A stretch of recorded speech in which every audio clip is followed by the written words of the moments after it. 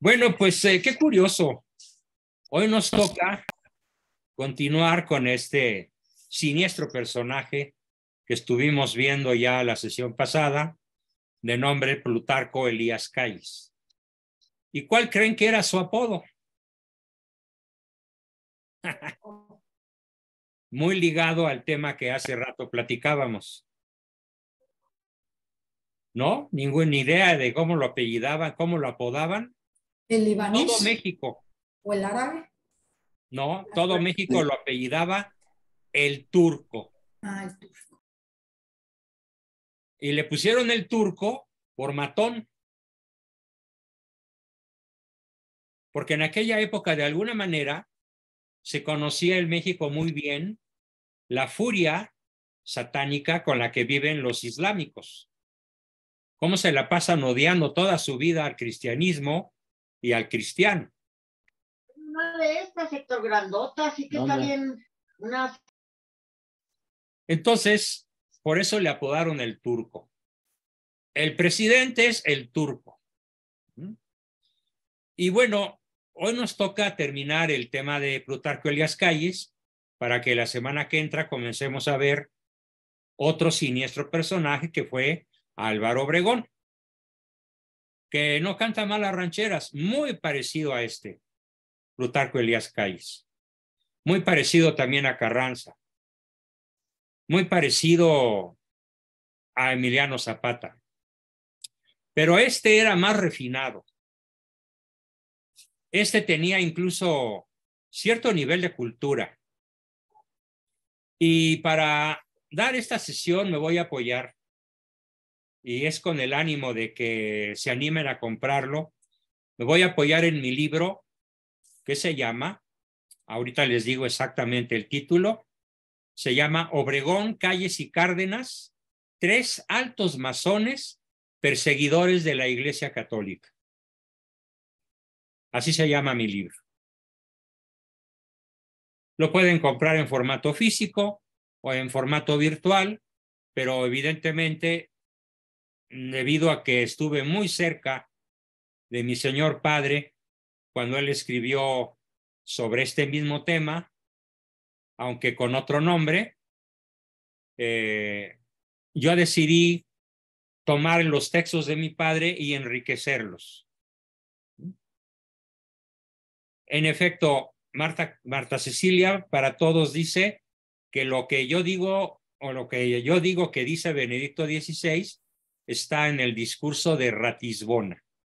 Muy bien. Pues este siniestro personaje apoyado el Turco, vamos a ver la enorme importancia que tiene en el periodo revolucionario. Es tan importante que podemos decir que sin este personaje no se explica la revolución. De ese tamaño es esta bestia apocalíptica. Hoy, para empezar, voy a explicar que a la par que otro famosísimo, Madero, Francisco Indalecio Madero, era espiritista. En efecto, Plutarco Elías Calles el Turco era espiritista. Veamos qué consecuencias tiene esto y cómo era esa época en la que el ser espiritista estaba de moda. Como ahora está de moda adorar al peje y ser de la 4T. Es prácticamente una moda que espero que pase pronto. Pero bueno, mientras pasa, estamos sufriendo el peor de los azotes.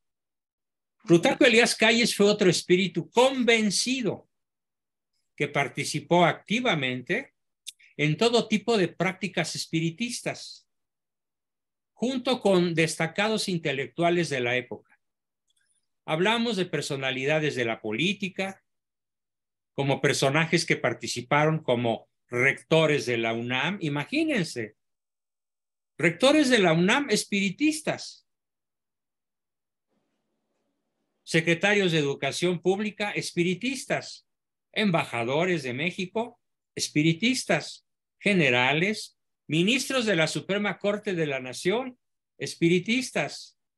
Bueno, parece esto un sainete o una narración terrorífica.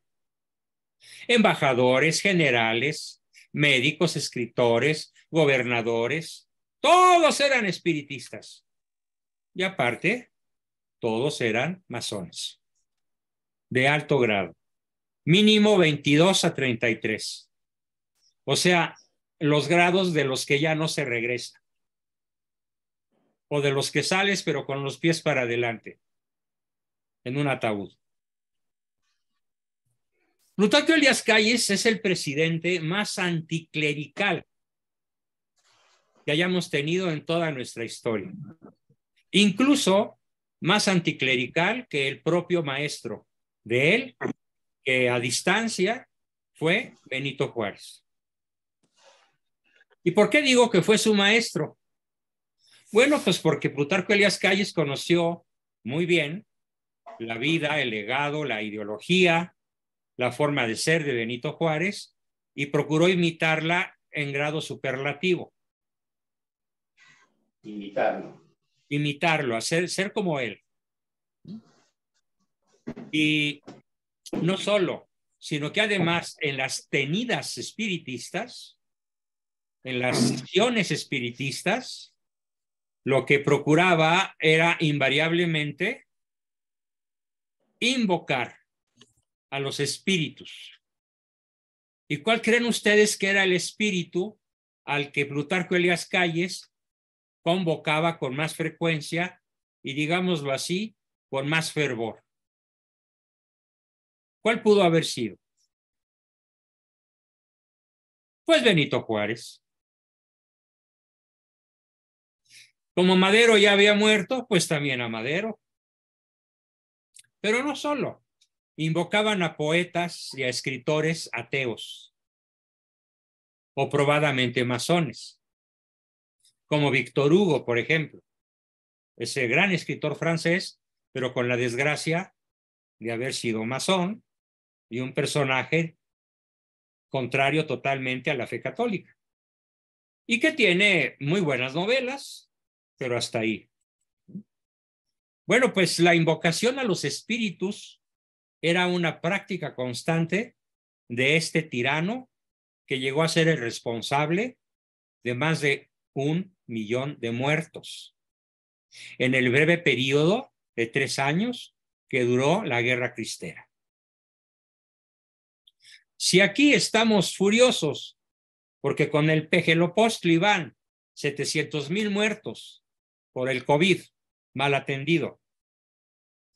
Porque ¿qué dijo? Se detiene con un detente, o sea, con un trapito en donde está algún escapulario y que en manos del peje, pues es una herejía. Y se detiene con un billete de $1. Así trató el peje la epidemia del COVID-19.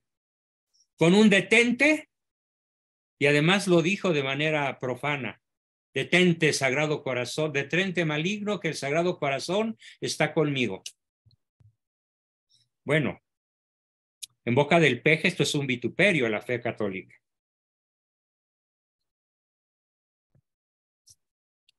¿Qué más sobre este personaje siniestro? El principal presidente anticlerical de nuestra historia, que causó 1 millón de muertos en la Guerra Cristera, que no era un ciego político materialista, sino al contrario, un hombre convencido del espiritismo y de la filosofía espiritista. Pero que creía, a la par de esto, en algo absolutamente incompatible con el hecho de ser espiritista. Creía en la ciencia, creía en la cultura, creía en hacer carreteras, ferrocarriles, aeropuertos, y sí los hizo. Sí, se puede decir que en el periodo de la Revolución, más productivo desde el punto de vista material para México fue con el Maximato de Plutarco Elías Calles, que duró casi 16 años. Aparte de su periodo presidencial, todavía mangoneó a los siguientes 3 presidentes después de él. Incluso este cachorro de la revolución, como se le llama a Miguel Alemán Valdés, fue otro de los seguidores y practicantes del espiritismo. Miguel Alemán Valdés, presidente de México, ya en la década de los 40. Era espiritista también. Y llegó a participar en las reuniones, muy jovencito, en las que Plutarco Elías Calles acudía, tanto en vida, y aquí viene lo más aterrador, tanto en vida como después de muerto. Porque Miguel Alemán Valdés certifica que él platicaba en las sesiones espiritistas con Plutarco Elías Calles y le ayudaba, este presidente perseguidor, le ayudaba a tomar buenas decisiones para el gobierno de México. Quiero que todos piensen por los próximos minutos lo terrorífico que resulta que una nación católica esté gobernada por un anticlerical, por un perseguidor y por un espiritista. Piénsenlo, medítenlo, sopésenlo. Y no solo, que después de esto, aunque ya, por ejemplo, Díaz Ordaz no era un espiritista, aunque sí era un masón,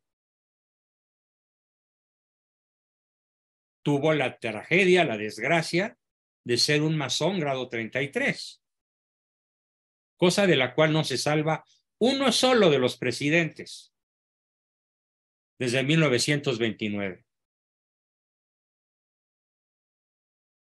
Bueno, pues, ¿qué más? Miguel Alemán Valdés combinó sus ideas por modernizar al país con actividades que representan un enorme apego ideológico. Vean lo que voy a decir a continuación muy despacito. Un enorme apego ideológico, intelectual y emocional con los brujos de Catemaco y de San Andrés Tuxtla, Veracruz. Bueno, hay un libro que les recomiendo que pueden conseguir en la red, en Amazon, y este libro se llama Los Brujos del Poder. Escríbanlo, Los Brujos del Poder. Son 2 tomos con los que uno se da una lectura verdaderamente apasionante, en donde nos explican detalle a detalle cómo los brujos ayudaron a los presidentes de México desde la Revolución hasta la fecha, incluyendo a Vicente Fox, incluyendo a Peña Nieto y, por supuesto, incluyendo al actual, porque los otros fueron discretos, pero este hace sus ceremonias chamánicas de espaldas a la catedral y en vías principales, y ya en 3 ocasiones que para él han sido muy relevantes. La consulta, el pase de sahumerios que se llaman, sahumerio con H intermedia en la U, con limpias, con hierbas, con juramentos de obediencia a Satanás, lo ha hecho en público. Pero ¿quién puso esto de moda en México? Gustavo Amadero y su hermano Francisco, el presidente. Y a partir de ahí, nadie se salva. Así que podemos decir que el país, México, nuestra nación, la tierra de María Santísima de Guadalupe, ha sido conducida por espíritus chamánicos en el último siglo. Y que en gran medida eso explica cómo estamos. Sí. De ahí la enorme importancia que tiene lo que estamos viendo, porque el México actual no se explica sin un siglo de chamanismo, un siglo de espiritismo, un siglo de ateísmo, un siglo de masonería, un siglo de pactos con el demonio. De otra manera, no nos explicamos la cantidad de muertos que hay en este país. Les pido hacer un ejercicio muy interesante. Cayeron 50 misiles en Ucrania, 11 muertos. 11 muertos. Esto video, male, así que no nos... Cayeron 62 misiles en Kiev, 32 muertos. Esas son las cifras allá en la guerra. ¿Y las cifras en México? Hay días que cotidianamente sobrepasan los 100 muertos, como el fin de semana del 31, 1 y 2 de este año, en donde entre esos 3 días la cifra superó los 300 muertos. Y luego bajó a 80 por día. La cifra más baja es 80 por día. ¿Cómo puede ser que un país oficialmente en estado de paz, sin un conflicto armado con una potencia extranjera, cómo puede ser que en este país haya el triple o el cuádruple de muertos que en la guerra de Ucrania? Al menos de las cifras oficiales.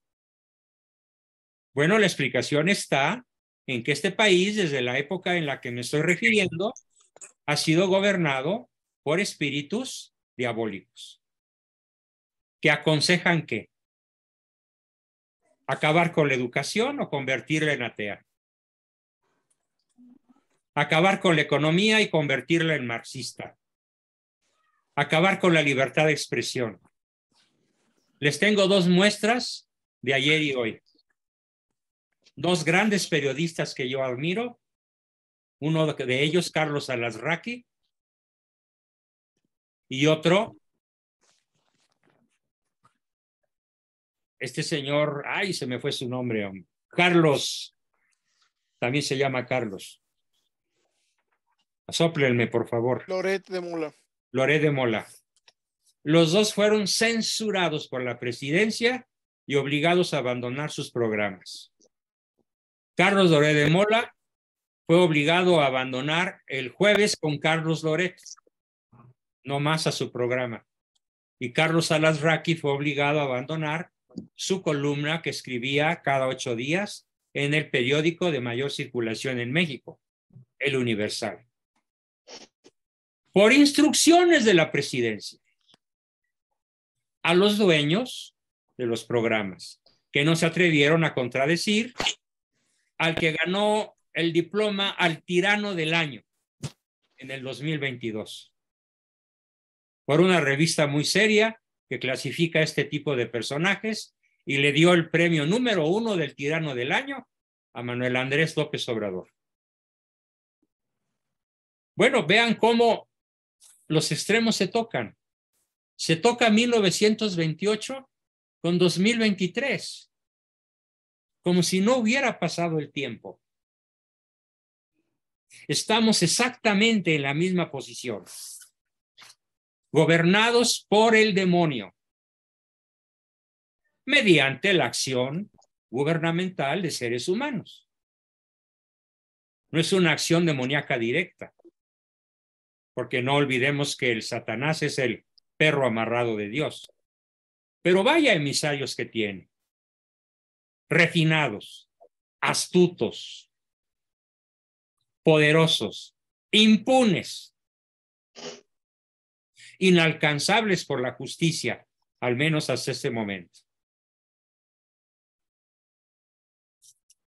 Después de esta introducción vamos a seguir viendo algunos otros datos sobre este siniestro personaje, Plutarco Elías Calles. Vamos a ver.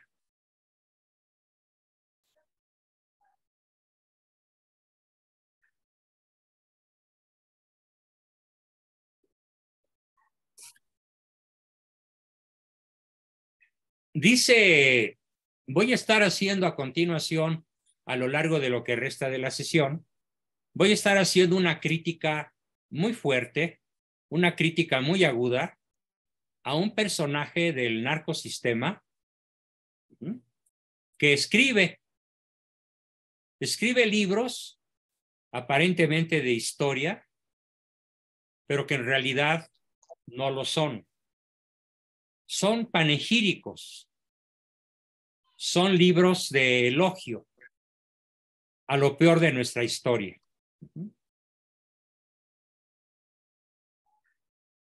Vamos a ver qué dice este personaje, cuyo nombre les revelaré al final, acerca de Plutarco Elías Calles. Vamos a ver lo que dice y lo que debería haber dicho.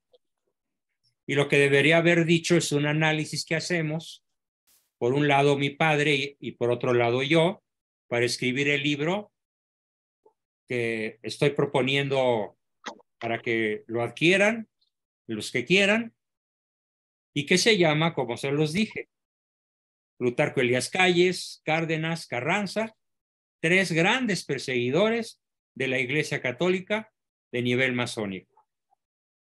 Bueno, pues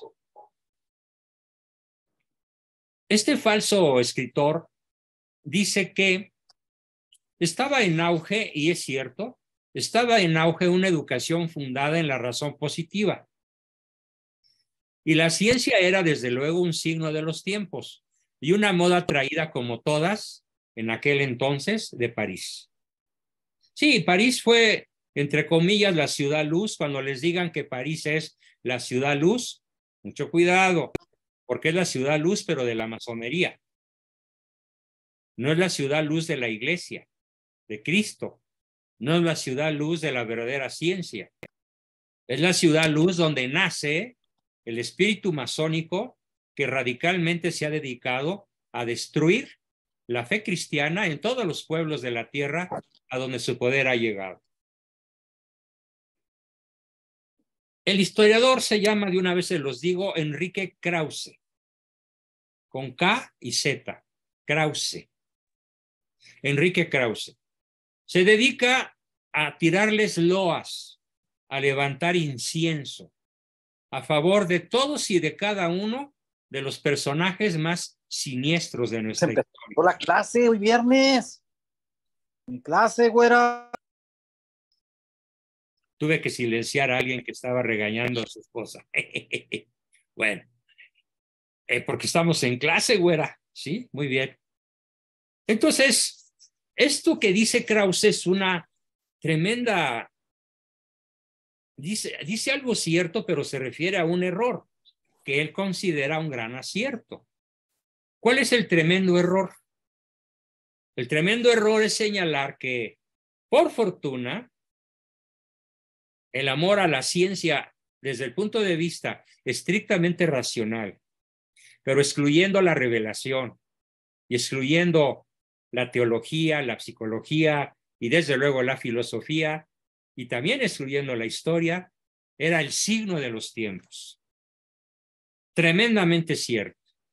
El signo de los tiempos de aquellos tiempos era excluir todo lo católico, todo lo cristiano, todo lo filosófico, lo teológico y sobre todo la revelación, excluirla del campo del conocimiento para hablar de lo que se llamaba la ciencia pura. La ciencia estrictamente racional, que es la que los franceses entronizan en la Catedral de Notre Dame con una hermosa mujer desnuda a la cual van a adorar, literalmente, los jacobinos de la Revolución Francesa. Dice Enrique Krause que en aquellos tiempos en Sonora, la iniciativa pedagógica del gobierno tenía varios motivos inmediatos. ¿Cuál era el motivo más inmediato de la educación pública en el estado de Sonora en los tiempos de la Revolución?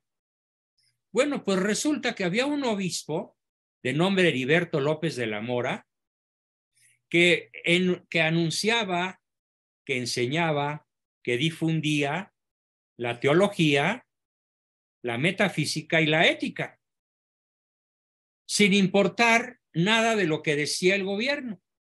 Y entonces el gobierno de Plutarco Elías Calles lo agarró entre ceja y ceja y procuró combatirlo e invadir todo el estado de Sonora primero y después todo México de lo que se llamaba las nuevas técnicas y los instrumentos científicos de París, en contra de lo que se enseñaba en el Seminario Conciliar de México y en contra de lo que se enseñaba en el Seminario Conciliar de la Diócesis de Sonora, que abarcaba un enorme territorio, parte de Chihuahua, todo Sonora, todo Culiacán, todo Sinaloa. Era una diócesis gigantesca. Y en toda esa diócesis, este extraordinario obispo, ¿sí?, cuyo nombre, repito, Heriberto López de la Mora, se dedicaba a enseñar lo que debía enseñar.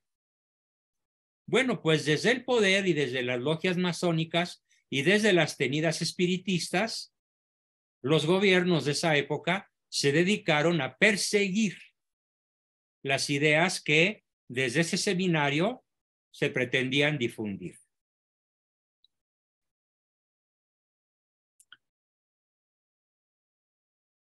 Fue muy difícil la labor de este obispo, a la vez que muy heroica.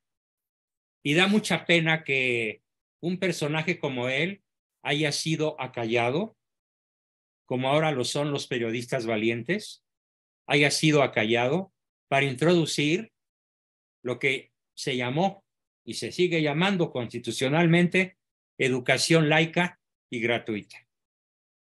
Por si alguno de ustedes no me ha oído, no es lo mismo laicismo que laicidad. ¿Cuál es la diferencia? La laicidad respeta a la iglesia. La laicidad es una postura saludable, porque la laicidad no se mete con la religión del pueblo, la respeta y hasta la protege. El mejor ejemplo de laicidad, paradójicamente, lo tenemos hoy en la Unión Europea. No hay país de la Unión Europea, y estamos hablando de 29 países, en donde no haya universidades católicas de primerísimo nivel, que gozan de subsidio del gobierno.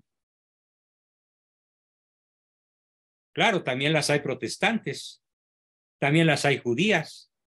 Esa es la laicidad. El gobierno no toma partido por, sino que protege toda fe en tanto no vaya contra la naturaleza humana. Por eso resulta tan contradictorio que a la vez que apoyan las universidades y los colegios católicos, apoyen al Islam. Es un contrasentido, es una paradoja, es una acción verdaderamente, pues que no se explica más que desde la visión masónica. Pero bueno, cuando menos sí se practica en Europa la sana laicidad desde hace siglos. Podemos decir que desde las guerras de religión, allá en el siglo XVI, cuando finalmente los países protestantes quieren firmar la paz con los países católicos, España, Francia e Italia, se da una paz duradera, porque a la fecha nunca ha vuelto a haber una guerra de religión en Europa, después de una terrible guerra sangrienta que fue la guerra de los 100 años, así se llama en la historia. Se firma la paz y la promesa es que cada gobierno en turno protegerá, financiará cualquier tipo de educación que tenga una base religiosa. Y lo han cumplido prácticamente en toda Europa. Bueno, hasta Rusia participa de esto.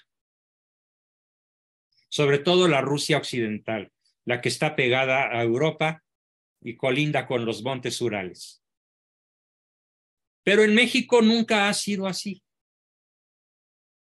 En México, las escuelas privadas confesionales, como las llaman aquí despreciativamente,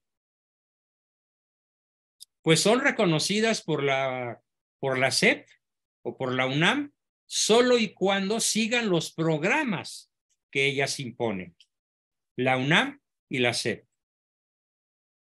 Y ambas son de inspiración masónica.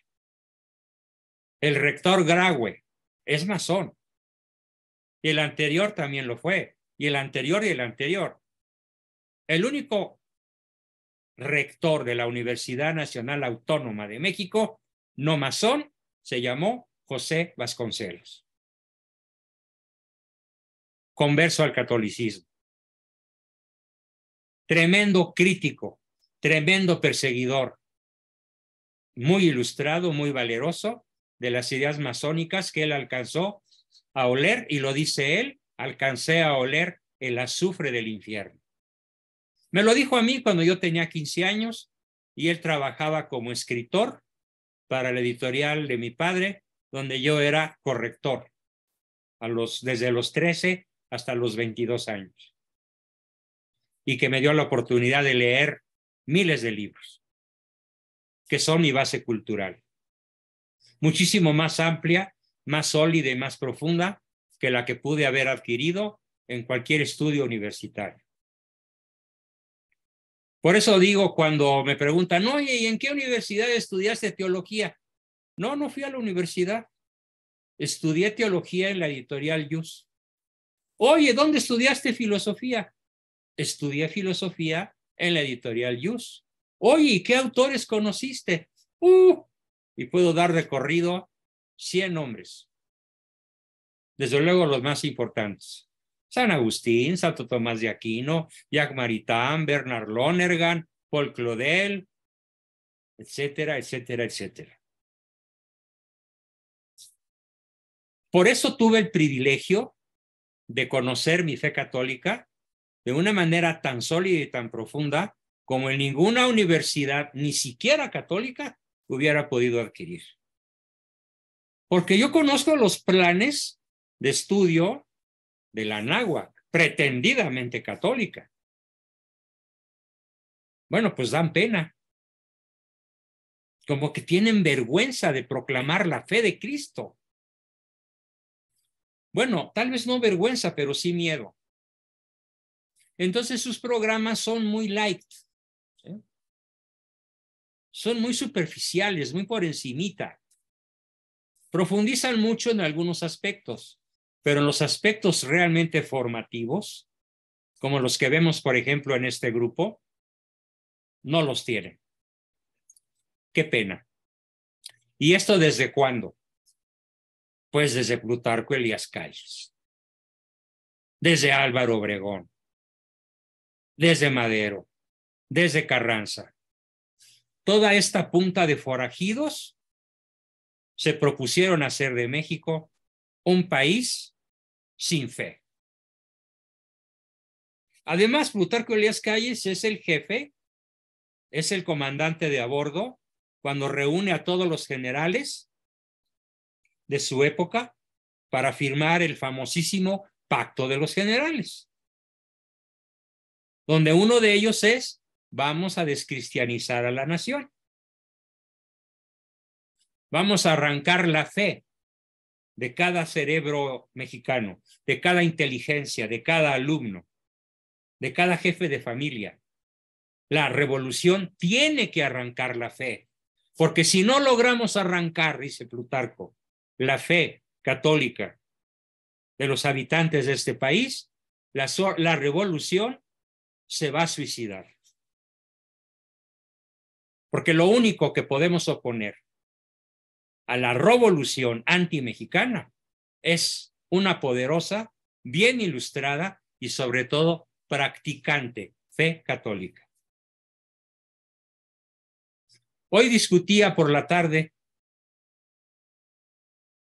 y voy a decir su nombre porque quiero hacerle un elogio, con una persona que se bautizó católica y por el mal ejemplo de los católicos que él conoció a lo largo de su vida, se volvió mormón.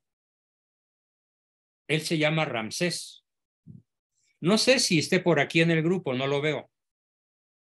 Pero me prometió que si no podía estar, mañana vería el video. Y me decía, Es que yo busco a Dios, yo amo a Dios, pero no lo encontré entre los católicos. ¿Cómo damos mal ejemplo? ¿Cómo damos mal ejemplo los católicos? Bueno, pues el peor mal ejemplo en la familia que podemos dar es ser un papá autócrata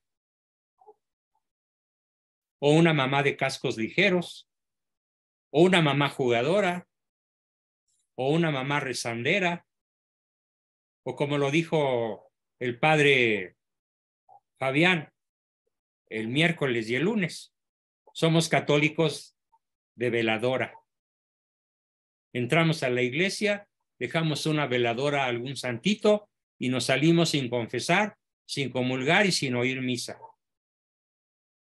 Y cuando yo me harté de esos malos ejemplos, doctor, me hice mormón. Y él reconoce que se hizo mormón por el mal ejemplo de los católicos. Pero también dice que si él encontrara la raíz cristiana, la raíz inteligente, la raíz culta de la fe en la que fue bautizado primero de niño, que fue el catolicismo, él volvería a abrazar el catolicismo. Qué tremenda responsabilidad tenemos de reconquistar las almas para Cristo. Y qué terrible responsabilidad de tener un hijo y tratarlo de manera autócrata. O peor aún, ser un padre ausente, o una madre ausente, o una madre sobreprotectora, o una madre rezandera, pero que no conoce su fe. Bueno, pues todo esto es el México de hoy.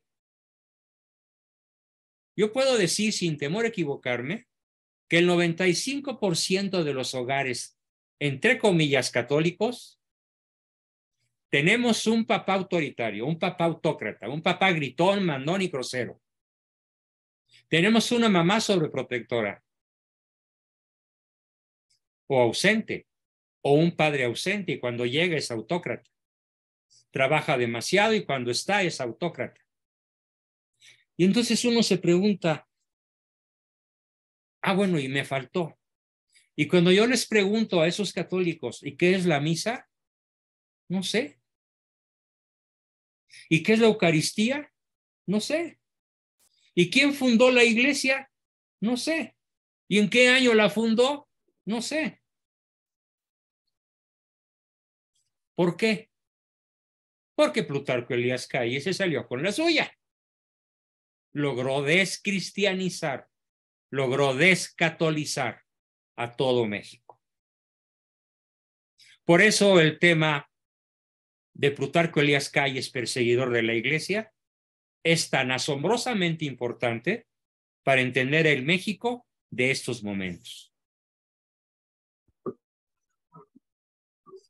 Conozco una infinidad de jóvenes de ambos sexos, más hombres que mujeres, que han abandonado la fe católica por el mal ejemplo de sus padres, pero sobre todo por algo, porque sus padres son católicos, dice él que es católico, porque no conocen su fe. No han leído el catecismo para adultos, difícilmente recuerdan los 10 mandamientos, no conocen los mandamientos de la Santa Madre Iglesia, comulgan en pecado, van a misa sin saber qué es la misa. ¿De dónde viene todo este azote, este vendaval anticristiano? Pues lo creó la Revolución. Desde 1910 hasta 1929 y después se dedicó a consolidarlo. Y los 3 principales personajes de esta masacre contra nuestra fe, pues son estos 3 sujetos que ya he mencionado. Calles, Obregón y Cárdenas. Sin demeritar los terribles méritos de Madero, de Carranza, de Zapata, que tampoco cantan malas rancheras, y de cuanto personaje revolucionario ustedes puedan imaginar. Entonces es momento de voltear la vista hacia nosotros. ¿Qué le estoy enseñando a mi hijo? A ver, veamos. Si gracias a esta descatolización lograda por estos personajes, soy un padre ausente, un padre que trabaja excesivamente, que cuando llega a su hogar solo come y duerme y defeca y regaña, ¿qué le estoy enseñando? Nada. ¿Por qué? Porque no le doy tiempo.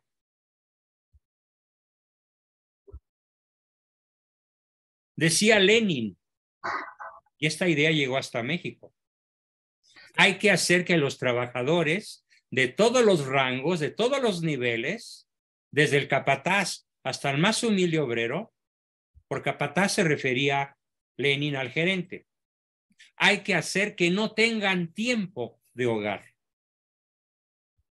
Porque si la Revolución Rusa permite que los padres de familia tengan tiempo de hogar, tendrán tiempo para orar. Y entonces la revolución estará perdida. Esta idea marxista-leninista llegó hasta México y se instaló de una manera brutal en nuestro país. Nada más les pregunto a todos los papás que aquí están presentes y que trabajan, ¿realmente tienen tiempo para su familia? ¿Tienen tiempo para rezar el rosario en familia? ¿Tienen tiempo para ir a misa en familia? ¿Tienen tiempo para chacotear un rato después de comer? ¿Tienen tiempo para intimar con su pareja? ¿Tiempo para intimar con sus hijos y conocerlos a fondo y no nada más darles órdenes? Como esos papás que empezando el día no tienen otra cosa que hacer más que dar órdenes. Y después de dar 4 o 5 órdenes se van a trabajar. ¿Qué les pueden enseñar a sus hijos? Nada. Nada. ¿Y la mamá sobreprotectora? ¿Qué le puede enseñar a un hijo? Pues lo que ya vemos con los chairos, que no saben trabajar ni quieren trabajar, nomás estiran la mano y reciban la dádiva del mal llamado presidente. ¿Por qué? Porque son votos seguros. ¿Pero dónde aprendieron esto? En su hogar. ¿Y cómo llegó esa idea a su hogar? Desde Lenin, que llega a México y es adorado por los antimexicanos revolucionarios, porque la revolución antimexicana se inspiró en la revolución rusa. Y la revolución rusa se inspiró en el marxismo-leninismo. Entonces, nuestras fallas terribles como padres tienen una raíz histórica muy profunda. Y si hablo en este tono que parece enojado, no es que esté enojado. Estoy dolido. Me dueles, México. Estoy indignado. De nada nos sirve criticar al Pejelopostli. De nada nos sirve decir Señor, Señor y rezar un Padre Nuestro si no practico la caridad con mi familia, dedicándole horas al trabajo y dándole horas de ternura, de intimidad, de diálogo, de presencia, esa presencia que tanto combatieron estos personajes. Porque si permitían que el mundo industrial fuera diseñado para que los gerentes y los obreros y los mandos medios tuvieran tiempo para su familia, lo dijeron con todas sus letras, la revolución se va a suicidar. Pero si los arrancamos de su hogar, e incluso si ponemos a trabajar a las mujeres y las convencemos de que ser una mujer trabajadora, ser una mujer profesional es realizarse y que no se realiza siendo madre, Vean qué extendida está entre nosotros esta idea. Cuando yo pregunto, oye, ¿y a qué te dedicas? Cuando le pregunto a una dama, oye, ¿y a qué te dedicas? Y muchísimas, ¿cómo creen que me contestan? Pues nomás al hogar, doctor, nomás al hogar. Y lo dicen con un tono como de, chin, pobrecita de mí, nomás al hogar. Carajo, perdón por la grosería. Iba a decir caramba, pero se me salió. Perdón. También en San Juan hace aire. ¿Por qué? Porque, a ver, ¿cómo que nada más al hogar? Esa es una idea de Lenin. La mujer logra su máximo cometido siendo madre y siendo esposa, porque ella educa el corazón de la humanidad. Ella transmite la ternura que no puede transmitir una licenciada en Derecho o una doctora en Química o una astronauta de la NASA, por Dios. ¿Por qué? Porque no tiene tiempo. Porque el que sirve a dos amos, con uno queda mal.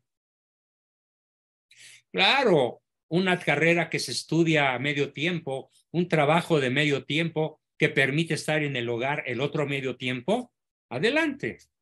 Pero un trabajo que exige 8, 10, 15 horas diarias y hasta los fines de semana y quedas embarazada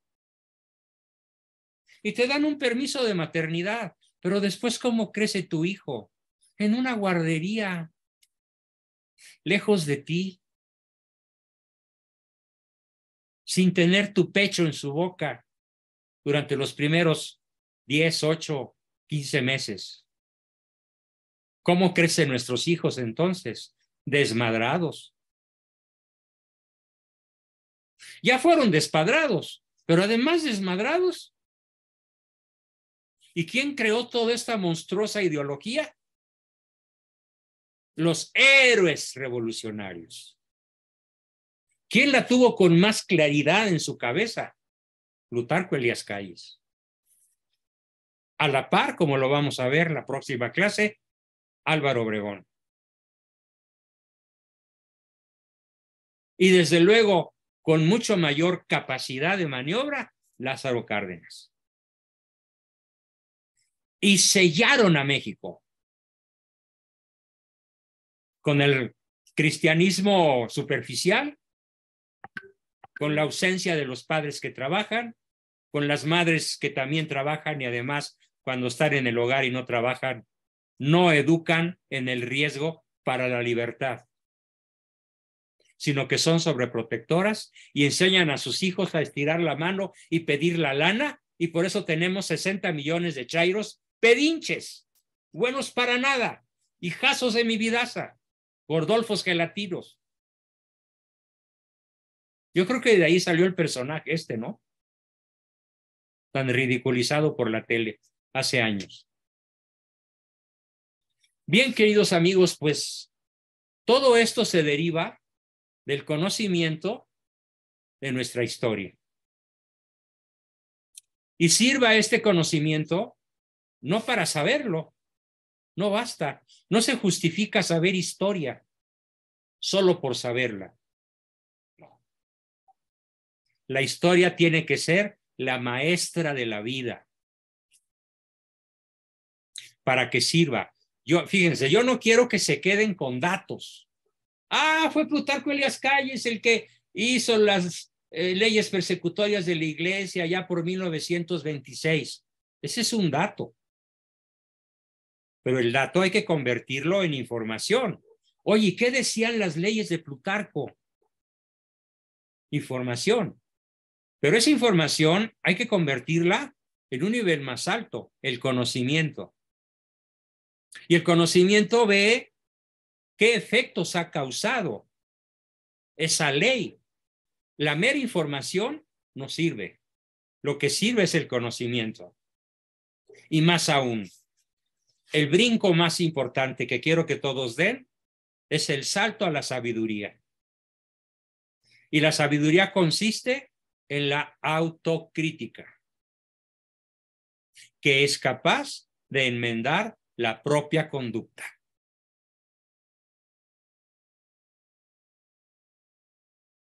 No la conducta del hijo, no la conducta del cónyuge, no la conducta ajena, sino la propia. ¿En qué estoy yo fallando? ¿Cómo me puedo rebelar a los mandatos de Lenin que se convirtieron en ley en México? Con la Constitución, mejor dicho, con la prostitución de 1917, promulgada un 5 de febrero. ¿Qué puedo hacer yo? A ver, voy a poner 4 ejemplos. A mí me toca ser un padre que trabaje menos y estar más en mi hogar. Y cuando esté en mi hogar, no voy a dar órdenes, leyes, consejos y castigos. Voy a intimar. Voy a jugar con mis hijos. Voy a hacerlos reír.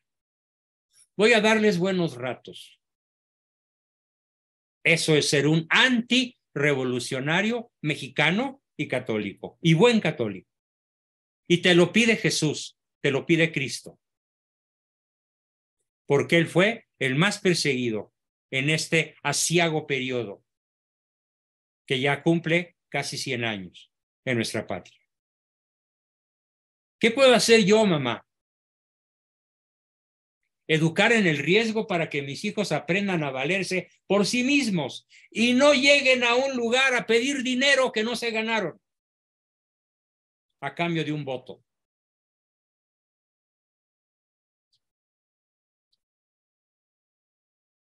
¿Y qué puedo hacer yo, estudiante, en una escuela laica o en una escuela donde tímidamente se enseña algo de mi fe, pero sin profundizar en ella? Pues buscar las encíclicas y leerlas, clavarme en la red en vez de buscar pornografía, buscar los discursos de los papas, sus encíclicas, sus cartas pastorales, o comprar los libros de los historiadores antisistema, como su servidor. Ah, qué difícil es para mí vender un libro. Qué difícil. Si yo dependiera para comer de la venta de mis libros, ya me habría muerto, mejor dicho, nunca los habría alcanzado a escribir. Porque México es un país de analfabetas. Y cuando digo país de analfabetas, me refiero a que, aunque sepan juntar letras, consonantes con vocales, no leen. ¿Por qué? Porque en México la revolución antimexicana logró hacernos creer una cosa, que los libros son sagrados. ¿Cómo que sagrados? Sí, no se tocan, porque son sagrados. Toquemos los libros.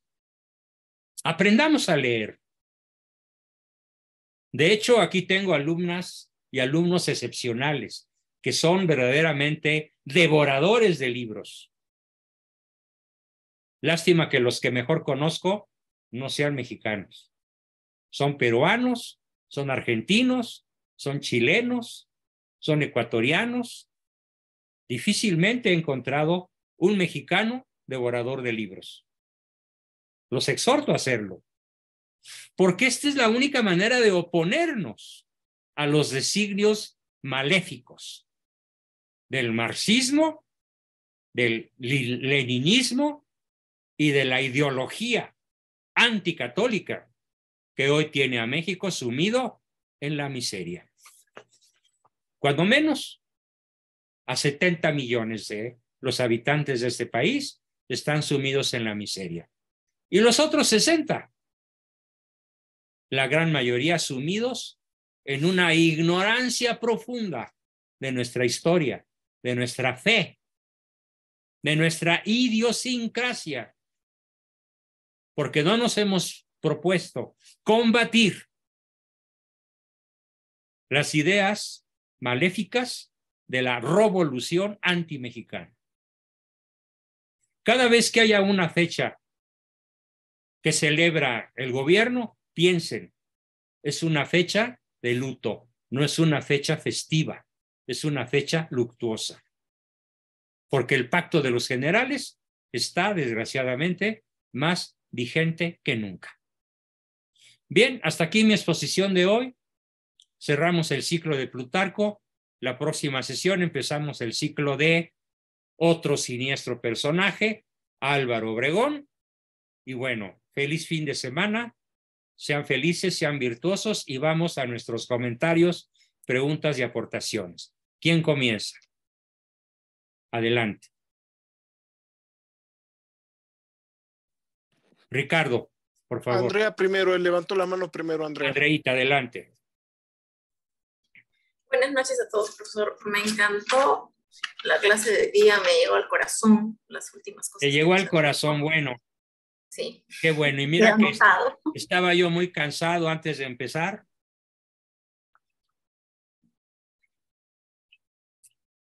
Pero la verdad es que este tema me llega tanto que me prendió. Sí. Me enfureció y me indignó. Espero haber transmitido esa furia y esa indignación. Sí, pero me ha llegado al corazón. Ojalá sí me enseñaran a mí historia. Tengo que vérmelas por mí misma solita, yo como puedo conseguirme. Tú puedes. Acá en la historia nos han enseñado patas arriba, entonces... No, ya me imagino cómo es la historia de tu patria. Pero de lo malo hay que ver lo bueno, porque yo digo, a mis hijos no les están enseñando historia, entonces eso me motiva a mí a estudiar más para yo enseñarles a ellos lo que no les están enseñando. Claro, claro, magnífico. Tenía una preguntita, no me perdí, no sé, no llegué a notar. ¿Tenías o Miguel tienes? Alemán. Perdón por Miguel la corrección. Alemán. Tengo una preguntita. Ah, ya. Tengo dos preguntitas. Adelante. Miguel Alemán Valdés, bueno, espiritista también, ¿no? Pero, ¿quién era?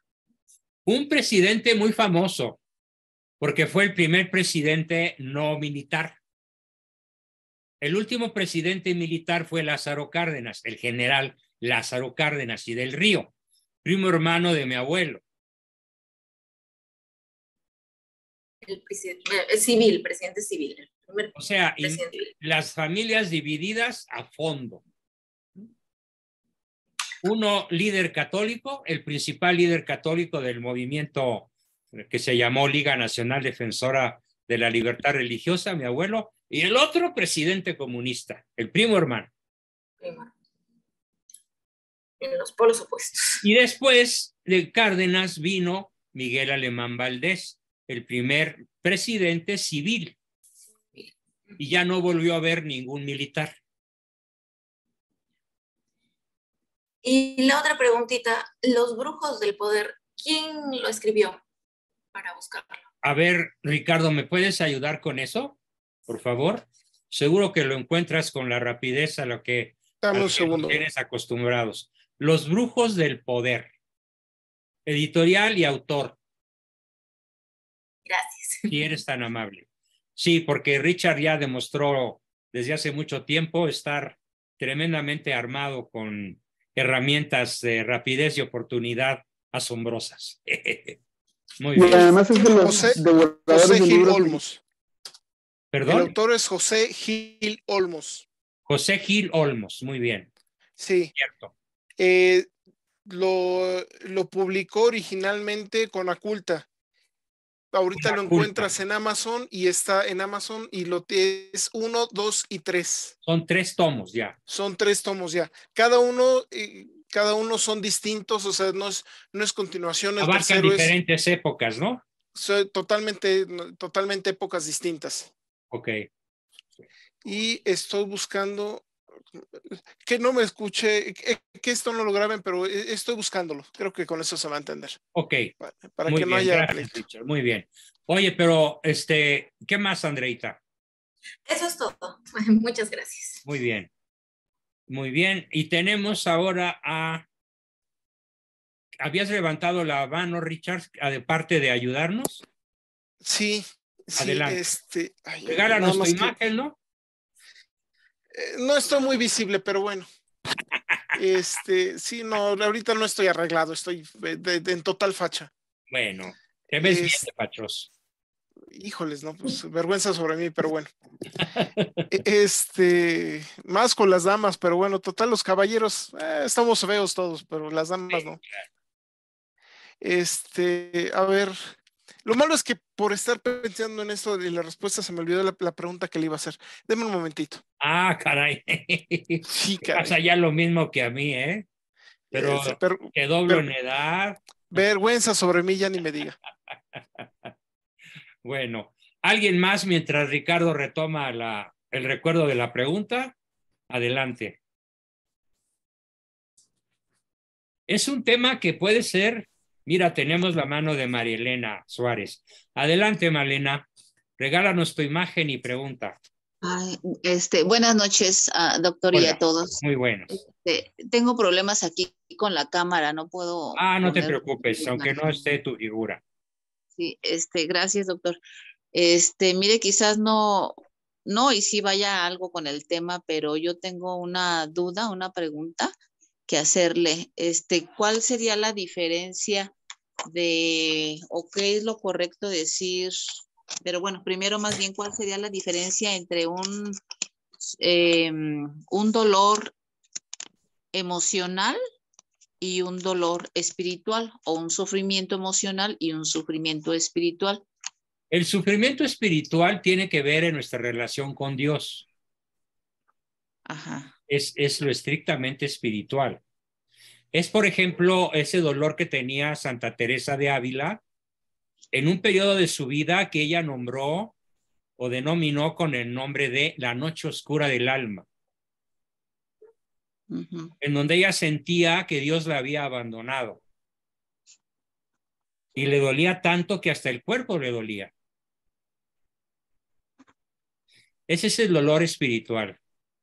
Y el dolor emocional o dolor psíquico es el que tenemos cuando alguien nos descalifica, cuando alguien nos ofende sin deberla ni temerla, cuando alguien nos corta, nos abandona, nos traiciona. Entonces el dolor es psíquico, es afectivo o emocional, y es tan fuerte que puede también llegar a afectar el cuerpo y causar una depresión.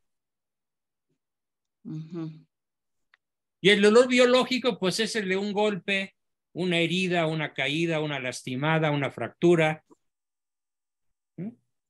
Es decir, por ejemplo, ahorita si uno siente dolor ante toda esta situación, ahorita en su exposición de todos estos masones, de lo que está pasando con México, de tantos asesinatos, tantas muertes, el aborto, o sea, un sinfín de cosas, ese dolor es... Yo digo que es un dolor integral. Ajá. Porque toca el alma, toca el cerebro, toca el sistema nervioso central, toca el espíritu, toca el cuerpo. Es un dolor total, nos duele todo. Sí. Sí, por ejemplo, hay asimismo en la iglesia que ve uno en los mismos grupos discordias, ay no, cuánta cosa, ese Los dolor grupos es... parroquiales, Sí. Yo desde que fui a los primeros 2 o 3, juré nunca regresar porque era una olla de grillos. Todos contra todos. Chismes, divisiones, yo soy mejor que tú. Ah, pues como lo critica San Pablo en aquella famosa epístola donde dice, a ver, hermanos, nada de que yo soy de Pablo y yo soy de Bernabé y yo soy de Pedro, no, todos somos de Cristo. Ya en la época de San Pablo esa chismología estaba de moda y bueno, ahora más que nunca. Sí. Pero entonces ahí,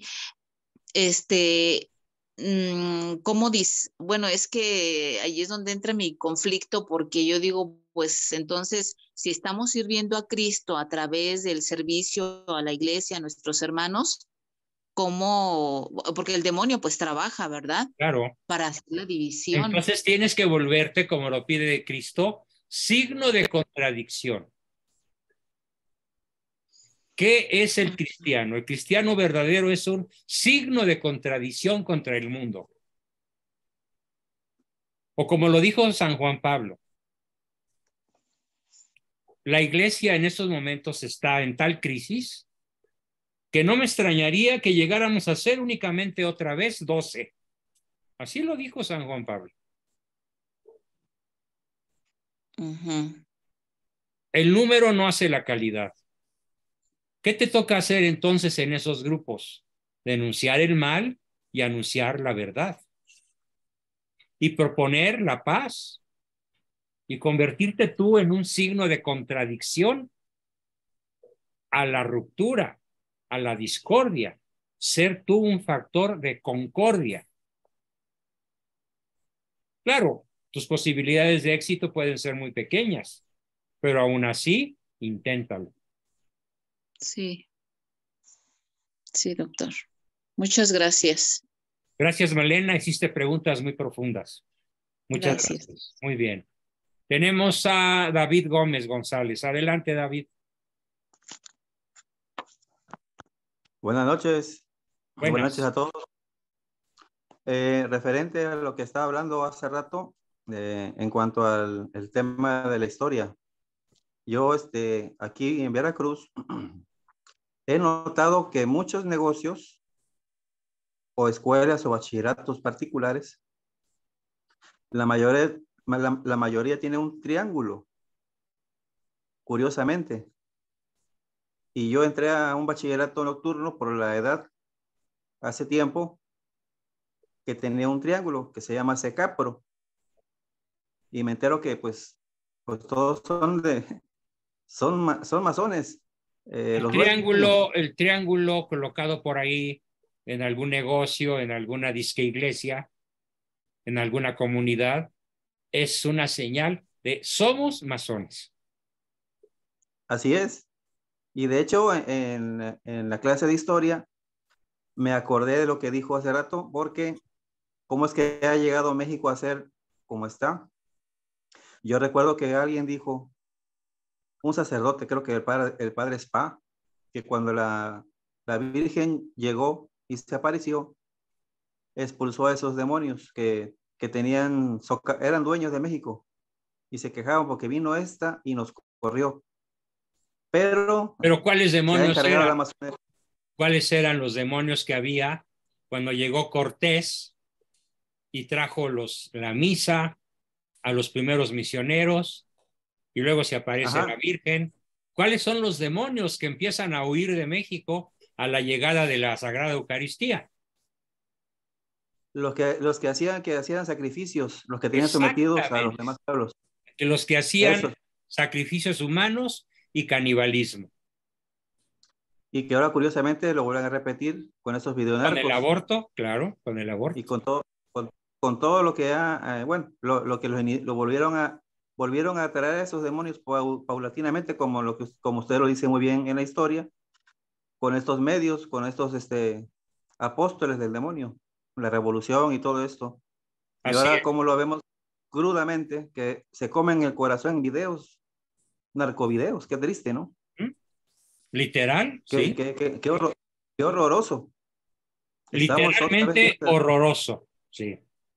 Estamos llenos otra vez de esos demonios y pues que Dios nos ayude a expulsarlos, pero también hay que ser agentes de cambio, como usted bien lo dijo a la hermana anterior. Es verdad, así también me ha tocado que actuar así, en discordia, digo, en contradicción, a denunciar y anunciar, a pesar de que se enoje quien se enoje. Por supuesto. Pues, así he tenido que estarle haciendo. Mi esposa misma, en mi matrimonio tengo este problema porque ella no le gusta cómo actúo porque está muy apegada. Pero yo le digo ¿apegada a qué? A este carisma en el que estamos yendo, el camino catecumenal. Pero pues debería ser buena católica, ¿no? Es que en esta pastoral, como lo había dicho en otra sesión, es muy, ¿cómo se puede decir? Muy férrea, muy cerrada, ¿no? Muy cerrada y muy exigente.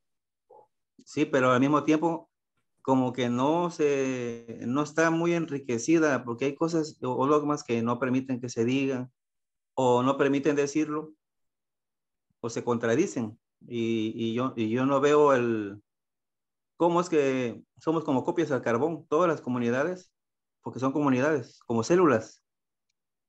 Pero se ve el problema, que no se ve el amor y se lleva por niveles o por pasos, pasan los años, 30 años y siguen siendo los mismos.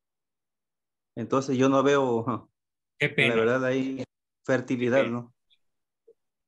Bueno, pues yo recomendaría a tu esposa que te acompañe a estas sesiones.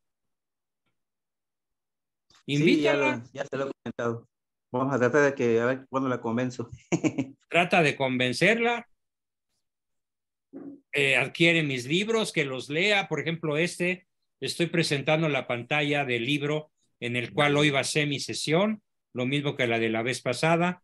Y también aquí ven la imagen del que nos falta. Que está aquí de gorra y saco militar, pues es Álvaro Obregón, de joven. El de atrás, donde dice PRI, es Plutarco Elías Calles, el fundador del PRI y del Pacto de los Generales. Y aquí está el trompudo, que le llamaban, al bigotón tipo Hitler, con la banda presidencial y la corbata gris oscuro, y el traje negro es Lázaro Cárdenas. Obregón, Calles y Cárdenas, 3 altos masones, perseguidores de la Iglesia Católica. Y vaya que lograron éxito. Sí. Ignorancia total. Vamos a decir que ganaron todas las fichas. Y nosotros aquí muy dejaditos, ¿no? De hecho, en cada parque de ciudades importantes, qué curioso que siempre hay una plaza donde está Benito Juárez con todas las leyes de reforma y una logia por ahí cerquita. Claro. Qué descarado, ¿no? Y nadie se da cuenta. No, Nadie se da bueno, cuenta. pues el pueblo está tan ignorante que ya ni siquiera reconocen a su peor enemigo. Efectivamente. Bien. Gracias, David, por tu comentario. Y tenemos aquí alguien que no sé su nombre, pero dice iPhone. ¿Quién es? Es una dama. Creo que soy yo, doctor. Sí, eres tú. ¿Quién eres? Soy Alondra. Alondra, hola. Déjame, entonces, aquí tengo un mandato que dice cambiar nombre. Alondra. Sí. Ya estás. Sí, gracias, Bien, Alondra, doctor. cuéntame. Bueno, pues yo tengo un comentario acerca de lo que mencionó de su alumno Ramsés, que ¿Sí? se hizo mormón. Hace tiempo escuché al padre Javier Olivera, no sé si Javier creo que sí Olivera lo conoces. Rabasi, sí. Ujú. Gran amigo mío. Bueno, pues él mencionaba que nuestra fe en Dios no debería de estar como influenciada por nosotros católicos, sino, o sea, por el seguimiento a Dios, a Jesús, que Así Él es nuestro gran ejemplo y el Claro. principal ejemplo que tenemos para estar dentro de esta fe, y no tanto nosotros como integrantes de la iglesia, porque finalmente nosotros somos seres humanos, somos imperfectos y podemos cometer muchos errores. Claro. Entonces, si nos toman a nosotros como ejemplo para estar dentro de la iglesia o para creer o no en Dios, No, pues ya pues perdimos. es un error, Sí. ¿no? No sé si está de acuerdo también con eso. Totalmente de acuerdo. De hecho, lo último que terminé diciéndole a Ramsés es, sigue el modelo de Cristo, no Así el es. modelo de los malos católicos que tienes a tu alrededor. Ujú, sí, claro. Y este ejemplo de él es el ejemplo de muchos que se salen de la Iglesia Católica por seguir el ejemplo de nosotros que somos imperfectos, ¿no? Que aunque seguimos y creemos en Dios y sí sabemos de lo que se trata la misa, sí sabemos de qué se trata la Eucaristía, etcétera, etcétera, pues también cometemos muchos errores, ¿no? Y podemos ser a lo mejor un buen ejemplo de católico, pero al final de cuentas, si cometemos un error, la persona que se metió al catolicismo gracias a nosotros, pues finalmente también lo va a terminar dejando porque va a decir, bueno, pues él hizo esto, entonces eso, pues qué ejemplo me puede dar a mí, ¿no? Claro. Es algo que yo he censurado mucho y ya les va, es confundir Catalina de Médicis con qué Médicis Catalina. O el perro de Charles Boyer por Boyer Charles el perro. Es una confusión mental terrible, en donde la gente no distingue entre el mensaje y el mensajero. Sí. El mensajero puede ser el peor. Maloliente, desarrapado, analfabeta, ignorante, todo lo que quieras. Ese es el mensajero. Pero trae el mensaje de Cristo. Entonces hay que aprender a distinguir entre el mensaje y el mensajero. Así es, doctor. Justamente uno de los temas que discutía con Ramsés es, él me dijo, es que yo una vez entré a una iglesia católica y pues todos estaban distraídos, los más jóvenes estaban viendo las minifaldas, yo conocía a muchos que se acercaron a comulgar, a pesar de que su amante andaba por ahí, y la amante también se subió a comulgar, y yo juré desde entonces no volver a ser católico. Le dije, pues confundiste al mensaje con el mensajero. No escuchaste el mensaje. Te quedaste con la superficie, te quedaste con la caja y no abriste la caja para ver qué hay dentro. Y eso les pasa a muchos. Y lo digo en tercera persona porque a mí ya no me pasa. Más bien, nunca me ha pasado, gracias a Dios. ¿Sí? Y a mis padres, desde luego. Que desde muy pequeño me dijeron eso. Mira, hijo, cuando yo me equivoque contigo, no te escandalices de nuestra fe, porque yo me puedo equivocar, pero Cristo no. Síguelo a él.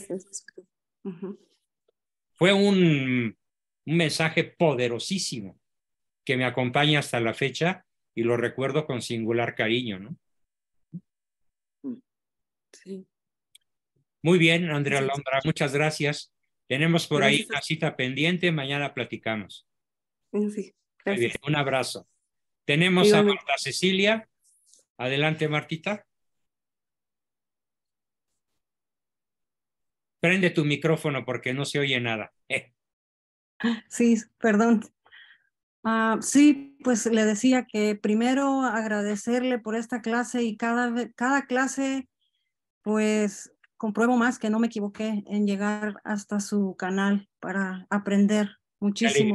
Qué alegría. No sabía. Y tengo dos preguntas. La primera, usted habló de el obispo Heriberto López de la Mora. Sí. Yo quería preguntarle, entonces, ¿la cristiada comenzó en Sonora? ¿O cómo es? No, la persecución comenzó en Sonora. Con Plutarco Elías Calles. Pero sí con tiene... el cierre sí de colegios católicos, con leyes muy duras, con persiguiendo al clero, a los obispos, a los sacerdotes. Pero sí tiene una conexión. Sí, hay una conexión, pero la cristiada comenzó en Jalisco. En Jalisco, en el centro. En el centro de la República. En Jalisco fue donde se armó la primer, llamémosla así, la primer guerrilla cristera. Eran unos cuantos. Eran 7. Wow. Y llegó a ser más de 1 millón. Sí, bueno, es que yo nací en el estado de Sonora, por eso le preguntaba, porque mira, nunca había escuchado, nunca había escuchado algo igual, pues, entonces quería saber bien. Sí. También, otra pregunta, no sé cómo sea lo correcto de llamarle a usted cuando yo digo profesor o... Bueno, o mira, yo le digo a mí con que me digan Juan Bosco me hace sentir muy bien. Yo siempre he preferido que me llamen por mi nombre. Si no, algunos luego me dicen, es que no me atrevo a hablarte de tú. Bueno, pues dime, oiga usted, Juan Bosco. y ya cuando tengas más confianza, oye, Juan Bosco. Oh. Bueno, es como a mí está me bien. gusta ser tratado, por mi nombre bueno. de pila. ¿sí? Oh, Claro, sí, si alguno bueno. me quiere seguir llamando doctor o profesor o maestro, Mm. como quieran, no me disgusta, pero ya Ok. quedó claro que mi, digamos, apelación favorita es Juan Bosco. Es Bueno, más, yo creo que cuando mi a esposa todos me nos quiere gusta. decir algo muy importante, no me dice mi amor, me dice, oye, Juan Bosco, a Ah, temblar, ¿no? sí. Bueno, yo creo que a todos nos gusta así, ¿verdad? Que nos llamen por nuestro nombre. Sí, sí. Pero yo decía la forma correcta por su conocimiento, pues, por todo lo que usted sabe y nos enseña. Bien, pues probablemente me quedaría bien el de doctor, más Oh, que el de ok. profesor, porque el de Oh, profesor yo lo asocio mucho con los profesores normalistas que son una maldición para este país. ahí. Bueno, Rufla de ateos, materialistas y marxistas. ¿sí? me sorprendí cuando dijo que el rector de la UNAM es masón también. Claro. Sí, sí. Bueno, Además, gracias. si no lo fuera, ya habría fulminado a esta Sí, plagiadora de la tesis. Ya le hubiera sí, dicho, fuera de aquí, no tienes título. Ah, pero sí, como son compañeros de masonería con el Pejelo Postli, pues no se atreve. sí, no, no se atreven, se ve que no se atreven a decir nada, a decir las cosas bien claras, pues. Deberían. Es una Sí, vergüenza internacional. y es una vergüenza. Tú sabes todos los chistes que han hecho en Francia, en Italia, en España, en Argentina. Bueno, millones de chistes contra México. Oh, no, no sabía. ¿sí? Somos el ludibrio internacional. Ludibrio es el colmo de la vergüenza, por no decir de la desvergüenza. ¿no? Y la señora sigue bien plantada ahí. Ah, claro, no, pues no tiene nada de qué avergonzarse. No. Eso ya Es es un cinismo psicopatológico. ¿sí? Esa señora debería ser, pues no recluida en un hospital psiquiátrico porque está cuerda, pero sí es criminal lo que hace. ¿Por qué? Porque está quitándole prestigio a la máxima casa de estudios. La está dejando como un colegio chafa que permite que las tesis se plagien, porque además fueron 7 tesis. Son 7 igualitas, no 2, 7. Hoy nomás. Vendidas por la maestra Marta, a la que ya afortunadamente sí corrieron. Sí, corrieron, sí. Bueno, y luego sentada todavía en la silla en la corte. En la corte, además. ¿no? Sí, además. Sí. Parece la corte esa de aquella que era un programa de radio de la tremenda corte. La tremenda corte. Y lo que es peor, la tremenda corte hacía reír, esta hace llorar. Ah, sí, claro. Sí. Muy bien, Martita, Sí. muchas gracias por tu participación. Gracias a Me da usted. mucho gusto que hayas llegado por aquí. Sí. Felicidades. Muy bien, Gracias. tenemos a Marilú y luego a Ricardo. Adelante, Marilú. Enciende tu micrófono y tu imagen si puedes. Buenas noches. Buenas noches, Marilú. Doctora Abascal. Pues nada más con un comentario para mis compañeros, que sí hablar de la iglesia es muy cruel, pero también quererle recordar que Jesucristo formó la iglesia con pecadores. Jesucristo vino por todos los enfermos. Sí, claro. Y generalizamos. Nadie es justo ante Dios, pero estamos en esa lucha. Yo también he estado dando servicio aquí en Basílica de la Villa de Guadalupe. Mira qué bien. En grupos, sí, en parroquia, en mi parroquia de acá, yo vivo por Casas Alemán. Y he aprendido que todos los que dan mal ejemplo, son maestros para que volvamos más los ojos a nuestro Señor Jesucristo. Excelente comentario. Felicidades por eso. Fue sí. con esas mismas palabras, se lo dije a este señor del que platicaba, ¿no? Sí, sí, o sea que no caigamos en el error de todos, porque yo tengo un hijo que estaba también dando servicio a la iglesia y bueno, ahorita está pasando por una crisis de que no, que la iglesia, que esto, que el otro. Y le digo, es que Jesús no formó la iglesia con santos, la formó no, con pecadores. Con pecadores. Y además ignorantes. Exactamente. Imagínate, un pescador, ¿qué podía saber? A veces ni leer ni escribir.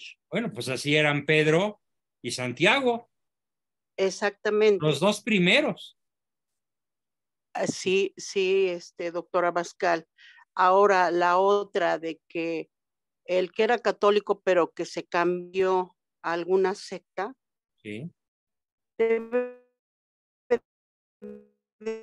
estar consciente que todo lo demás, eso de cambiarse, porque encontraron otro lado, la verdad, yo no lo puedo aceptar, porque se ponen también a juzgar de que el amante, que la otra, que esto, que no sé qué tanto. Sí. Ven la paja en el ojo ajeno y no la viga en el suyo. Sí, Marilu, nada más un solo cuidado. Ten cuidado de no juzgarlo tú a su vez él, porque también estarías cayendo en lo mismo. Sí, sí, no, o sea, yo nada más estoy diciendo. No, yo lo veo como un comentario personal, también, Ricardo. No lo veo como una crítica directa a alguien, sino una postura académica, ¿no? Aún así. Muy loable. Exactamente. Y yo pongo esos comentarios porque donde quiera se hacen, ¿eh? No nada más una sola persona, donde quiera. Además, entonces, falta una cosa, Marilu, si me permites, en honor a lo que dijo Ricardo. Sí. Lo que podemos hacer los católicos que queremos realmente seguir a Cristo es señalar el pecado, pero amar al pecador. Señalar el mal no es pecado. Así es. Esto está mal. Esto es incorrecto. Esto no lo puedo admitir. El aborto, el adulterio, el narcotráfico, la narcoadicción, etcétera, etcétera, etcétera. Esto está mal. Esto es pecado. Lo que no podemos hacer, los que pretendemos seguir a Cristo, es juzgar el fuero interno de las personas. Ajá. Cosa que hacen mucho las sectas cristianas, mal llamadas sectas cristianas, porque en realidad son sectas anticristianas. Exactamente. La queja de Ramsés era, es que estos cristianos que dicen que estoy en pecado viviendo con mi mujer, vienen y me critican porque hago gimnasia, porque como me pongo calzoncillos apretados, estoy contaminando el auditorio donde hago ejercicio.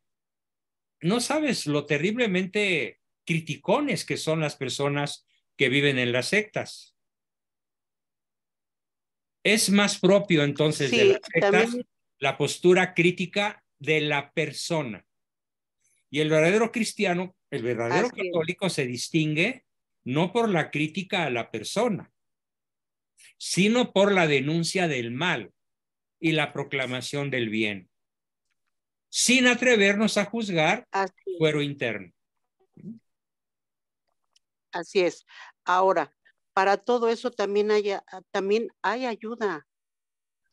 Cristo no nos dejó solos con tanto pecado, simplemente teniendo un guía espiritual al cual podemos asistir y platicar para que nos ayude con esa carga. Claro, pero pues además una buena confesión lo resuelve, porque también, nos da la gracia. También.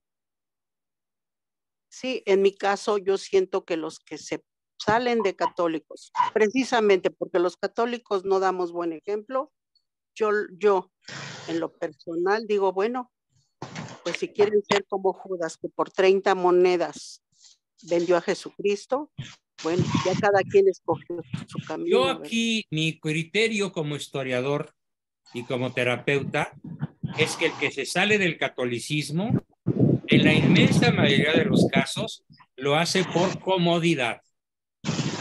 ¿Por qué? Porque el catolicismo es realmente exigente. Y de las cosas que más detestan muchos malos católicos es tener que ir a misa todos los domingos. ¡Ah! Tener que confesarse. ¡Ah! Y con otro pecador. ¡Ah! Entonces es muy cómodo salirse de las exigencias católicas para irse a la comodidad de una falsa iglesia donde no hay sacramentos. Sí, exactamente, y que no tienen ese conocimiento de los sacramentos y la grandiosidad de la consagración. Si ellos se enfocaran a conocer bien todo eso, no se irían. Claro. Muy Nada bien, más. Marilu. Muchas gracias por tu comentario. Y tenemos a Ricardo. Adelante, Richard, y luego a Leonardo. Ok, rápido. Uno. Una vidente de Francia de fines del siglo XVIII y principios del fines del siglo XIX y principios del XX, Marie-Louise Yageni, que por cierto, todo lo que ha dicho correspondiente a los tiempos pasados se ha cumplido de una forma impresionante.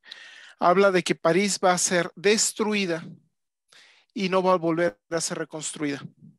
Lo único que nada más van a quedar en pie dos construcciones. Uno de ellos es Notre Dame, y el otro de ellos es el monasterio en donde se apareció el Sagrado Corazón de Jesús. Que fuera de esos dos lugares, toda París va a ser destruida. Y pero ella no misma dice también. Ni cuándo ni cómo, supongo. Ella habló en un periodo de aproximadamente 100 años. Ella murió en el 1941. Pues ya casi son los 100 años. Exactamente. Y ese es el primero. Segundo, ella misma también pronosticó que habría una guerra, no conflicto, no problema, habría una guerra interna en Francia entre cristianos y musulmanes. Híjole, y se ve venir, ¿eh? Y se ve venir. Y aparentemente en esa guerra es donde sería destruido París. Claro. O por ahí, o más bien por inicio de todo ello. Ella también habló de una guerra, de una última gran guerra entre Europa y Rusia. Y ahorita ya la estamos viendo iniciándose. Ricardo. Sí. También eso lo puedes ver en el mensaje de La Salette de 1846. Lo mismo que estás diciendo también lo dice la Virgen de La Salette. Mira, yo no, te soy sincero, no he leído completo el mensaje de La Salette, nada más está muy bueno, bueno, no sé, le mando al doctor un link que vi, está muy, muy bueno. Pero bueno, dentro del mensaje de La Salette, que solamente fue uno en 1846, las tres cosas que dijiste las dice la Virgen de La Salette. Mira, muy buena lo voy a Gracias, buscar, Nuria. lo voy a buscar. Gracias, Nuria. Ahora bien, nada más un solo detalle. Nosotros como católicos tenemos una profunda responsabilidad. Hay almas que están débiles, ya sea en su fe o que por ellas mismas están débiles.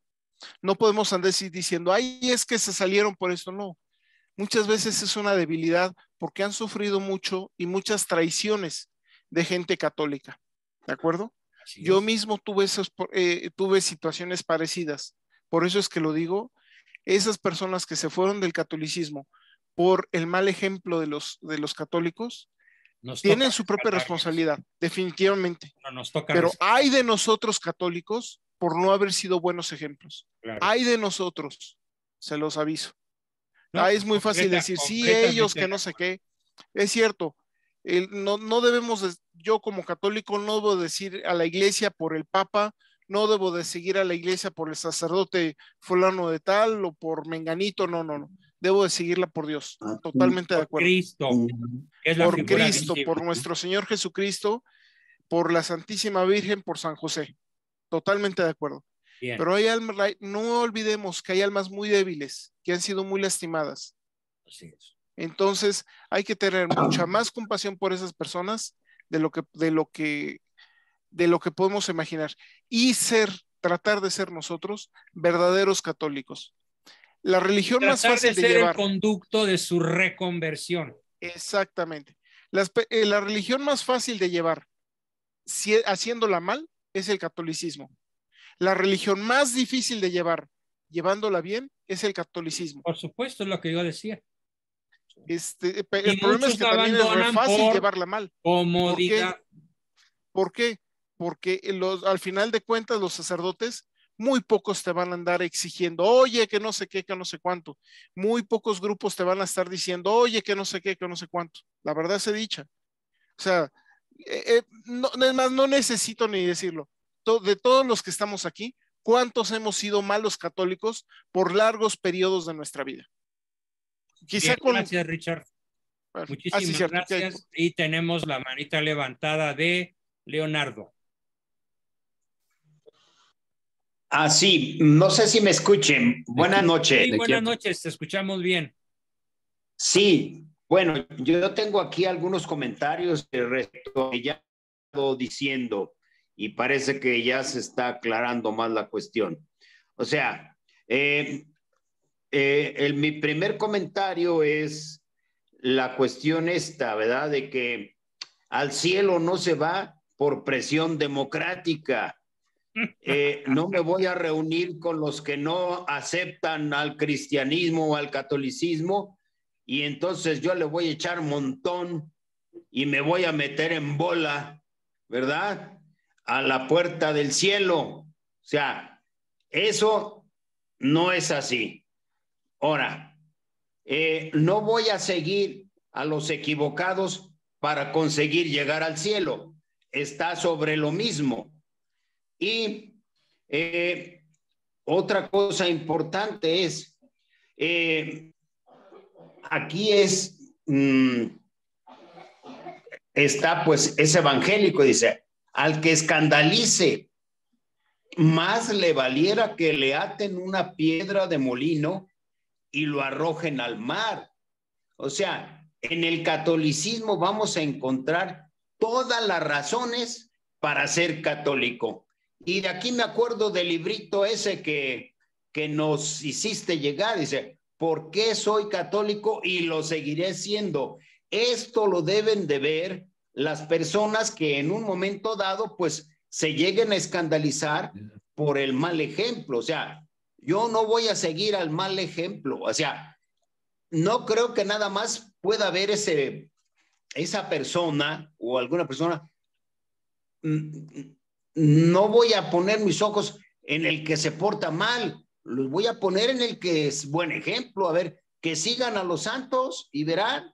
Claro, ver pero si es que es muy cómodo seguir el mal ejemplo. Es mucha comodidad. Claro. Sí, ahí es pues, es un católico escudado, ¿verdad? O sea, yo no me voy a portar bien porque pues veo que los demás no se portan bien. Pues qué borrego, ¿verdad? Entonces, eso no se vale, ¿verdad? Muy bien. Y otra cosa, dice, sí, yo al respecto de esto, yo he meditado mucho tiempo y he llegado a esta conclusión, dice, lo que le puedes criticar a un católico es que no lo sea, ¿verdad? Perfecto, gracias Leonardo, magnífica tu Así de intervención, así de fácil. Y tenemos, a ver, una última cosa, porque perdón, ya es muy tarde. Rapidísimo.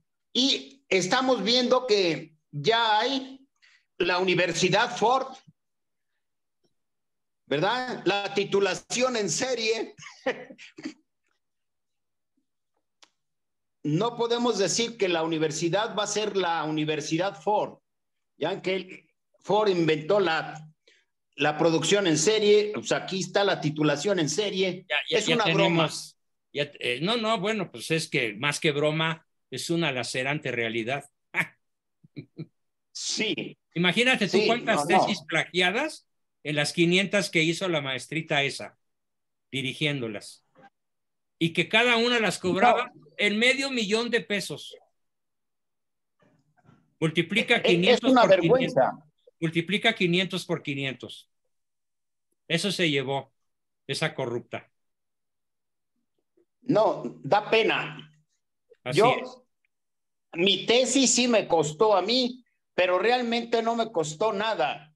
Gracias a Dios pude aprovechar mi primer proyecto en la empresa donde yo trabajé, y si no hubiera ganado ese concurso, no hubiera podido financiar el origen de mi tesis, que fue un proyecto profesional.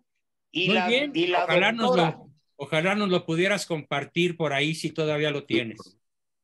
Sí, Gracias, sí tengo Leonardo. mi tesis. Felicidades por tu participación. Tenemos a Lili. Adelante, Lili, prende tu imagen. Buenas noches a todos. Pues la imagen no la puedo prender, profesor. Ah, de veras, tienes falla en tu cámara. Sí, está muy Pero te mala escuchamos cámara, no con sé mucho qué. gusto. Ok, muchas gracias. Pues buenísima la clase, me gustó mucho, pues como siempre, no tiene desperdicio. Quería hacer un comentario sobre algo que ya había hablado yo en clases anteriores. Esto se remonta a los años 90. Es sobre Ángel, un poseso en Michoacán, que este hombre, por 10 exorcistas trataron de sacarle el demonio y no lo lograron. Es un caso conocido a nivel mundial.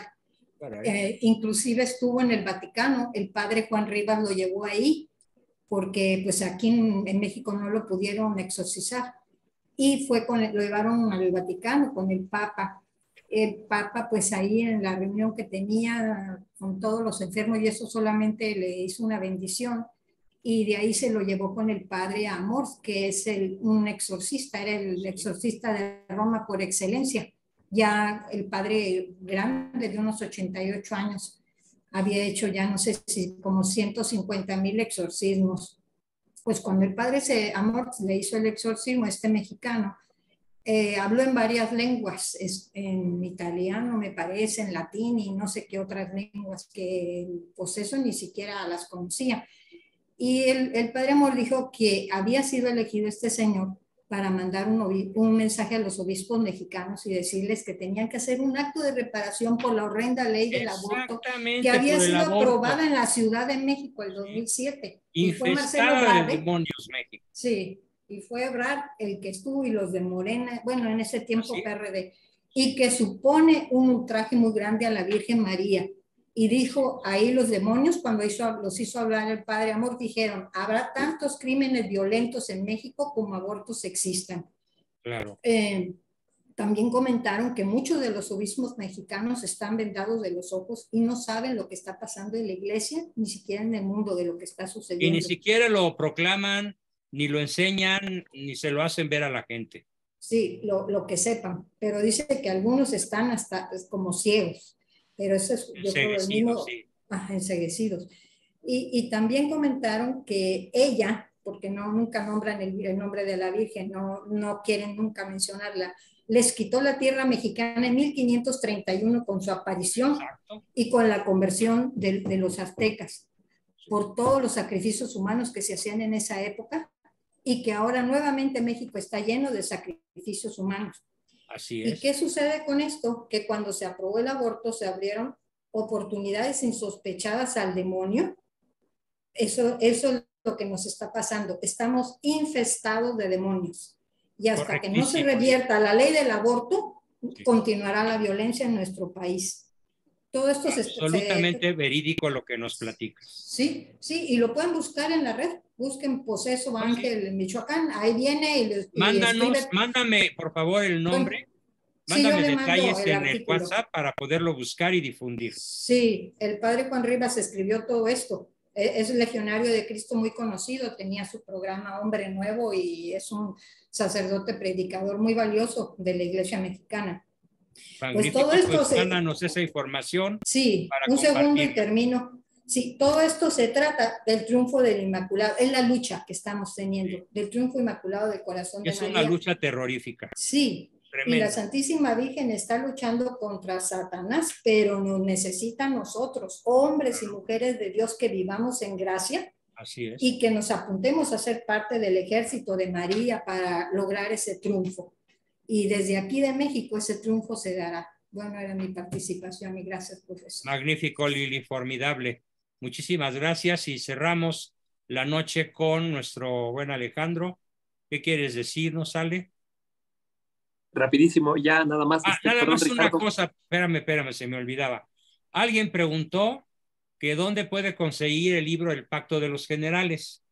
Lo pueden ver en pantalla, es de mi autoría y lo pueden pedir directamente conmigo por el WhatsApp, igual que el que presenté anteriormente, que es el de los 3 grandes perseguidores. Está buenísimo, está buenísimo el libro, yo se lo recomiendo, ya lo leí. Muchas gracias. ¿El del pacto? Sí, profesor, el del pacto de los generales. Muy bueno el libro, gracias. Magnífico, gracias. Pues, ¿qué nos tienes que decir, Ale, para cerrar la sesión? Platícanos. Ya nada más, el nombre de la vidente que dijo Ricardo sobre lo de Francia, lo de París y eso, ¿quién es? Se te escapó. Lo pongo en el chat del... Bueno, Alex, te lo mando a ti directamente la página, pero el nombre lo pongo también en varios, Richard. Exactamente, era lo que voy a decir, lo pongo en el chat. Ok.